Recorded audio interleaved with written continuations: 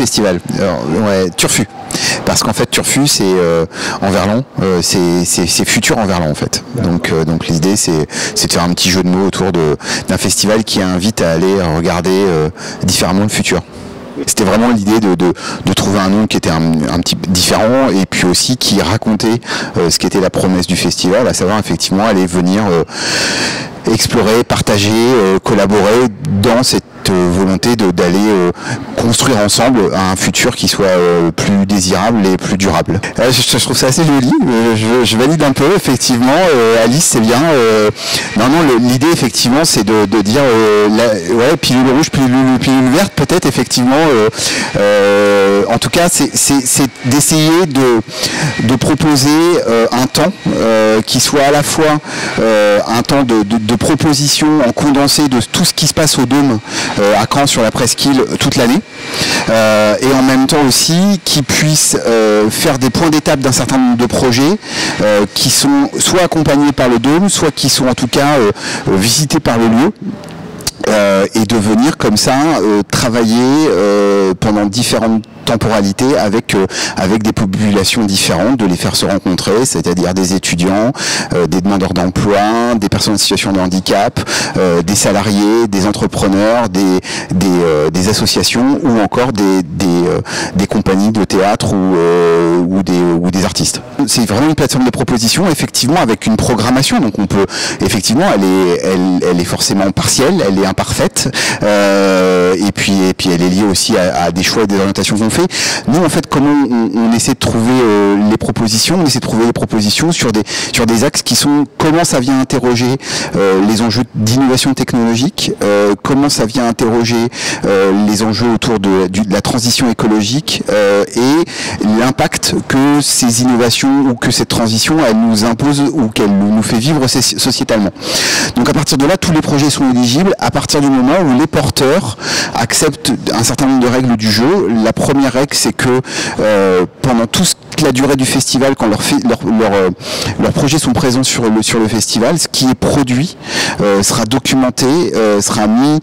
en Creative Commons, en open source, donc finalement sera dans une logique du libre, et ça on y tient énormément. C'est-à-dire que les projets peuvent avoir une vie avec des dépôts de brevets ou des choses comme ça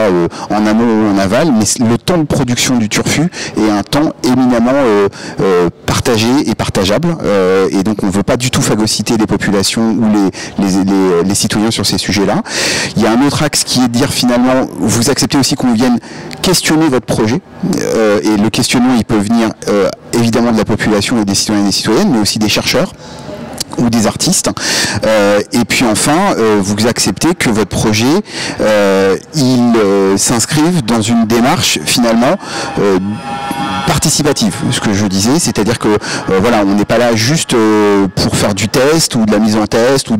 du prototypage et après pour un usage uniquement commercial. On est vraiment là pour que les citoyennes et les citoyens puissent s'emparer d'un certain nombre de thématiques. Donc voilà, et c'est ce qui fait qu'effectivement il y a des propositions qui sont multiples,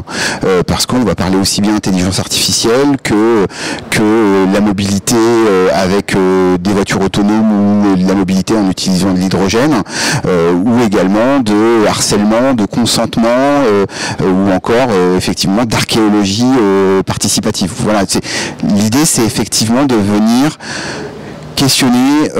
ces sujets-là par le biais du faire. Un baromètre exhaustif sans doute, certainement pas. Par contre, effectivement, en essayant une fois de plus d'aller embrasser non pas le plus de sujets possible, parce qu'on n'est pas dans une logique de quantitatif, mais plutôt effectivement de dire ce projet-là en quoi il vient en résonance soit d'une actualité, soit de thématiques qui traversent le monde dans lequel on est, ou qui vient interroger sur les questions qui se posent aujourd'hui pour les enjeux de demain. Voilà, donc c'est vraiment ça. Donc on parle effectivement de la donnée, de est-ce que effectivement qu'est-ce que c'est que la donnée personnelle, qu'est-ce que c'est que les enjeux autour de la vie privée, de comment on peut aussi là-dessus être vigilant, voire même poser des fondamentaux qu'on souhaite mettre en œuvre, comment on peut venir effectivement se poser la question de ces transitions écologiques dont on parlait, qu'est-ce que ça a comme impact, de travailler aussi sur comment on participe ensemble parce que on en parle beaucoup aujourd'hui, on parle de référendum d'initiative citoyenne, voilà, on parle de beaucoup de choses où il faut d'assemblées citoyennes, etc., où il faut faire ensemble, mais comment on vient aussi aider et éclairer ou en tout cas acculturer des citoyennes et des citoyens sur des thématiques pour qu'ils puissent demain prendre un certain nombre de décisions pour eux ou pour une collectivité de façon la plus éclairée possible. Et une fois de plus, c'est modestement, on n'a pas du tout la prétention à dire que les gens qui viendront tous ici ressortiront en tout cas avec des réponses à toutes les questions, mais en tout cas d'amorcer une démarche qui leur permet d'aller voilà, continuer à faire des recherches ou en tout cas participer à des questionnements, des projets et à pouvoir comme ça aussi s'emparer de thématiques aujourd'hui dont on pourrait dire légitimement, voilà, qu'on parle d'intelligence artificielle, on vous dit bah, si vous n'êtes pas ingénieur, si vous ne travaillez pas sur les algorithmes, si tout ça, vous ne pouvez pas comprendre, c'est des boîtes noires, etc. Et nous on essaie de déconstruire ça. Oui, je pense qu'on se la pose et si vous la posez à un certain nombre de personnes ici, on n'aura pas tous les mêmes réponses. Évidemment, moi je vous cache pas que il y a des moments où je suis assez inquiet parce que peut-être que je lis, je me documente, je vois trop de choses et que du coup je me dis ça va être un peu compliqué sur un certain nombre de sujets pour changer plus ou moins radicalement notre façon de consommer, notre façon de vivre ensemble, notre façon d'aborder et d'appréhender le monde. Et d'un autre côté, effectivement, des événements comme le Turfu, cette construction-là, c'est le fait de faire ensemble, de réussir à réunir une fois de plus des étudiants, des personnes en situation de handicap, des entrepreneurs, des artistes ou des citoyennes et des citoyens, me fait dire bon, il y a encore possibilité de faire des choses ensemble et il y a cette énergie-là. Et ce qui est intéressant ici, c'est que on essaie de mettre cette énergie au service, une fois de plus, du faire ensemble. Voilà. Et c'est peut-être aussi modestement qu'on peut contribuer à faire qu'il y ait ces prises de conscience et qu'on ait envie de se dire oui, il y a des alternatives aux GAFA et on n'est pas obligé tous de dire que maintenant effectivement dès qu'on veut parler une fois de plus d'intelligence artificielle, de données personnelles, tout ça, que le match est fait, est plié et que donc maintenant au mieux ce qu'on pourrait faire c'est que de monétiser nos données. Nous on pense qu'effectivement il y a d'autres débats qu'il faut porter, il y a d'autres questionnements, il y a d'autres options qui sont là, que le numérique offre un certain nombre de réponses à des sujets, mais aussi pose des problèmes, et que des fois revenir en arrière et abandonner la réponse au tout numérique avec l'application, les objets connectés, tous ces sujets-là, c'est de dire finalement est-ce que remettre du lien, faire les choses ensemble, peut-être en utilisant des fois des plateformes, peut-être juste en se réunissant dans un tiers-lieu ou dans une association, etc. Enfin, voilà, c'est d'aller explorer ces champs-là et de voir comment, notamment la culture qui naît de cette mise en réseau par notamment les réseaux sociaux, etc. Elle peut s'appliquer effectivement sur des plateformes alternatives, mais elle peut aussi se mettre en œuvre à l'échelle d'un village, d'un quartier, d'un territoire, et en faisant des rencontres effectivement de pair à pair, mais d'humain à humain, et pas forcément via du numérique. C'est la 4e édition, mais oui, il y a une famille, effectivement, il y a un certain nombre de projets ou de porteurs de projets, de partenaires qui sont là depuis le début et qui continuent à venir nourrir le projet. Il y a évidemment le lieu, le dôme, qui a cette particularité d'avoir une communauté d'habitants, c'est-à-dire de structures, qu'elles soient associatives, qu'elles soient évidemment sur des entreprises ou des partenaires comment publics qui viennent et qui soutiennent le festival par différents moyens, en mettant des moyens humains, en amenant des projets. On a aussi des médiateurs et des médiatrices qui nous font confiance et qui reviennent année après année pour venir animer ces ateliers avec la population. Et donc oui, aujourd'hui on a une famille qui se réunit à minima une fois par an, et puis pour un certain nombre d'entre elles et d'entre eux beaucoup plus régulièrement. Donc c'est devenu aussi un élément vraiment de rendez-vous, de rencontre qui à la fois vient une fois de plus ouvrir la saison culturelle du lieu, du dôme, mais aussi qui est un point de rencontre et de retrouvailles pour un certain nombre de femmes et d'hommes ici, quoi.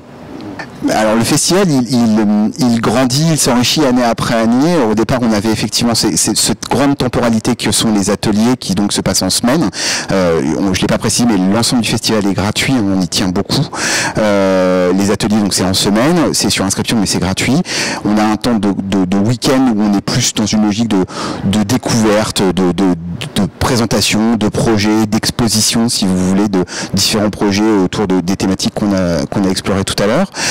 Et puis, depuis l'année dernière, on a fait venir ce qu'on appelle des grands témoins, c'est-à-dire des expertes et des experts qui viennent pendant une journée s'immerger dans le festival, qui viennent à hauteur des festivaliers, on n'est pas dans quelque chose de descendant, ils viennent pas faire une grande conférence ou une table ronde, etc. Ils passent la journée avec